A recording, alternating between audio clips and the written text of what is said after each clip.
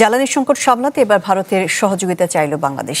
ভারতের আসামের Numaligarh refinery limited ও দেশটির রাষ্ট্রায়ত্ত প্রতিষ্ঠান ইন্ডিয়ান অয়েল কর্পোরেশন লিমিটেডের সাথে চুক্তির আলোকে अभी तक जो बांग्लादेश भारत को धमकियां देता था, अब ये भारत के चरणों में आएगा और कहेगा कि प्लीज हम लोगों को गैस की सप्लाई दो। जो है हमारा कितना भी बुरा हाल हो जाए, इकोनॉमी का बेड़ा गर्क हो जाए, हमें इधर से अफगानिस्तान मार रहा हो, उधर से ईरान का डर हो, उधर से भारत आगे दिखा रहा हो, तब भी हम लोग जो है ना वो मौत को छूके टक से वापस आ सकते हैं। अगर इजराइल पाकिस्तान के बॉर्डर पे आके नॉन स्टेट एक्टर्स को फंड करना शुरू कर देता तो कैसा लगेगा पाकिस्तान को? क्या करना चाहिए पाकिस्तान को क्या करना चाहिए? ये these are few factors. Pakistan उस तरफ जा रहा है कि सऊदी अरेबिया इस बात पे ईरान के खिलाफ अगर कुछ होगा तो पाकिस्तान उसका एक हिस्सा हो। ईरान से पंगा लिया तो ईरान तो वापस में आके ठोकेगा, जीएचक्यू भी, आर्मी हाउस भी, इस्लामाबाद भी ठोकेगा। अगर उन्होंने पूरे जीसीसी कंट्री में दुबई और रियाद को नहीं छोड़ा तो इनको क्यों छोड़ेंगे भाई? वो बहुत ही एक डेंजरस मोमेंट है, it's a very dangerous moment. Pakistan इसमें सरवाइव कैसे करना है, ठीक है, बिकॉज वो तो न्यूक्लियर अम्ब्रेला ढूंढ रहे हैं कि जी पाकिस्तान की न्यूक्लियर अम्ब्रेला हमारे साथ हम कुछ भी कर सकते हैं। दोस्तों, पहले से एशिया कॉन्टिनेंट को गैस को लेकर काफी ज्यादा शॉर्टेज का सामना करना पड़ रहा था, खास करके भारत, पाकिस्तान, बांग्लादेश, मालदीव्स, इन सब कंट्रीज जो कि मिडिल ईस्ट पर डिपेंड करते हैं अपनी गैस रिक्वायरमेंट के लिए। लेकिन भारत ने अब कतर से अपने शिपमेंट को मंगवा लिए हैं और इसके साथ साथ भारत ने डील साइन कर ली है रूस के साथ एलएनजी को लेकर। लेकिन पाकिस्तान, बांग्लादेश जैसे छोटे कंट्रीज को काफी ज्यादा दिक्कत हो रही है गैस को लेकर।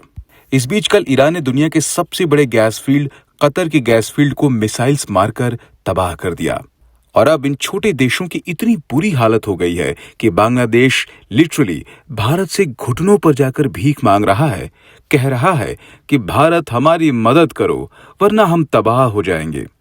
कल तक जो बांग्लादेश भारत को आंखें दिखा रहा था, आज वही बांग्लादेश भारत के सामने भीख मांग रहा है कि जितना वॉर बढ़ेगा उतना डोनाल्ड ट्रंप मिडिल ईस्ट को पूरी तरीके से रेत पे ले आएंगे। जो ऑयल, गैस, एनर्जी वहाँ पर अभी तक बिकती आई है वो लगभग खत्म होती हुई दिखाई दे रही है। पाकिस्तान की बात करूँ तो पाकिस्तान जो है वो कतर की एलएनजी के ऊपर 99% तक डिपेंडेंट है।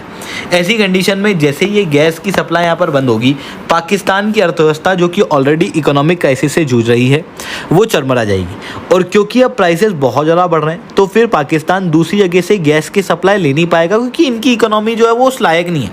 दूसरी तरफ मैं पाकिस्तान के अलावा बांग्लादेश की बात करूँ तो ये भी 70% तक कतर की गैस के ऊपर डिपेंडेंट है। अभी तक जो बांग्लादेश भारत को धमकियां देता था, अब ये भारत के चरणों में आएगा और कहेगा कि प्लीज़ हम लोगों को गैस की सप्लाई दो। वहीं अगर मैं इंडिया की बात करूं तो इंडिया की टोटल अर्थव्यवस्था में लगभग 6% गैस कंट्रीब्यूट करती है, यानी कि मेजॉरिटी ऑफ एनर्जी सप्लाई हमारी पेट्रोल, डीजल और कोल से होता है। गैस से काफ़ी कम रिलायंस हम लोगों को देखने को मिलता है।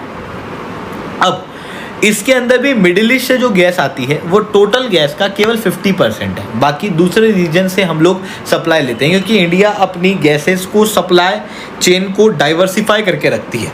ऐसी कंडीशन में इंडिया पे असर पड़ेगा, बट ये असर उतना बड़ा नहीं होगा जितना बड़ा पाकिस्तान और बांग्लादेश के ऊपर यहाँ पर क्लियरली देखने को मिल रहा है।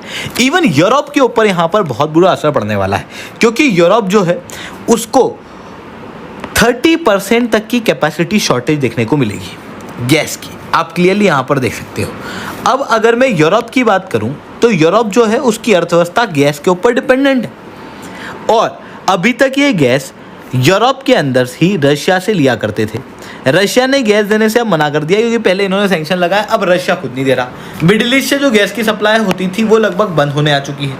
ऐसी कंडीशन में यूरोप के अंदर नए economic crisis, not just energy crisis बल्कि नए इकोनॉमिक क्राइसिस जो है वो क्रिएट होते हुए यहाँ पर साफ रूप से दिखाई देंगे। अब हमारी जंग खुल गई है, अब हमारी इंटरनल सिक्योरिटी सिचुएशन भी खराब है और वेस्टर्न बॉर्डर भी हमने खोला हुआ है। बगराम एयरबेस हम अमेरिका के लिए लेना चाहते हैं तो अजीजा वो बताना अजीजमान ये चाहते हैं कि हम इसलिए गजा तो फौज नहीं भिजवा सकते, ना ही हम ईरान के साथ अभी जंग खोल सकते हैं क्योंकि ऑलरेडी हमारा फ्रंट खुला हुआ है अफगानिस्तान के साथ। और न सिर्फ अफगानिस्तान के साथ फ्रंट खुला हुआ है बल्कि अफगानिस्तान को ये फितनातुल हिंदुस्तान है और हिंदुस्तान इनको अफगानिस्तान को सपोर्ट कर रहा है, इसलिए हमारा ईस्टर्न फ्रंट भी गर्म है, हमारा वेस्टर्न फ्रंट भी गर्म है और अंदर हमारे मुल्क के अंदर दहशतगर्दी फैल गई है। ये जानबूझ के अफगानिस्तान से वो अभी को इसलिए पुश कर रहे हैं, उनको पता है उनकी एयरफोर्स की लिमिटेड कैपेबिलिटी है, वो ड्रोन स्टोन लिमिटेड कैपेबिलिटी है, ड्रोन की लोड कैरियर कैपेसिटी बड़ी लिमिटेड है, बॉर्डर से ऊपर ये आ नहीं सकते। हाँ, ये अगर पाकिस्तान के अंदर दहशतगर्दी हो सकती है और वो अगर हो ये पुश करें हो और उसको लिंक करें अफगानिस्तान के रिएक्शन से, जानबूझ के उंगल कराने ताकि बां आए वापस। और जब ये रिएक्शन आए तो फिर ये उसको बेचें और कहें कि देखो हमने तो कहा था कि अफगानिस्तान वाला हमारा दुश्मन है, इंटरनली फौजी कश्तियां ये बयानियां चलाएं, ठीक है, और अमेरिका को ये जाके बताएं और सऊदीया को बताएं कि यार हम आपको किधर से फौज ईरान के ऊपर हमला करें, हमारा अफगानिस्तान से पहले इतना सीरियस पड्डा चल रहा है, हमारे बंदे सुबह शाम मारे जा रहे हैं, हमारे मुल्क में धमाके हो रहे हैं, हम कि हमारी एयरफोर्स कमिटेड है, हमारी फौज वेस्टर्न बॉर्डर पे कमिटेड है, हिंदुस्तान इनको सपोर्ट कर रहा है, वो अमेरिका का स्ट्रेटेजिक पार्टनर है, तो अब हम कैसे या शेख हम हमला कर दें ईरान के ऊपर भी? हम टू फ्रंट वॉर नहीं खोल सकते क्योंकि इनकी फटती है कि अफगानिस्तान तो जवाब नहीं, उसके पास तो वो मिसाइल नहीं है, ईरान से पंगा लिया तो ईरान तो वापस में आके ठोकेगा, जीएचक्यू भी, आर्मी हाउस भी, इस्लामाबाद भी ठोकेगा। अगर उन्होंने पूरे जीसीसी कंट्री में दुबई और रियाद को नहीं छोड़ा तो इनको क्यों छोड़ेंगे भाई? वो आप जो मर्जी बमशम मारते हैं उनको कोई परवाह नहीं है, वो काउंटर अटैक के ऊपर आएंगे और आके आपकी बजा देंगे। न सिर्फ ये बल्कि भाई आपके पास इस वक्त ईरान वॉर की शदीद तरीन मुखालफत है, मैं इसके ऊपर पोल्स करवा चुका हूं, पाकिस्तान के अंदर शदीद तरीन मुखालफत है।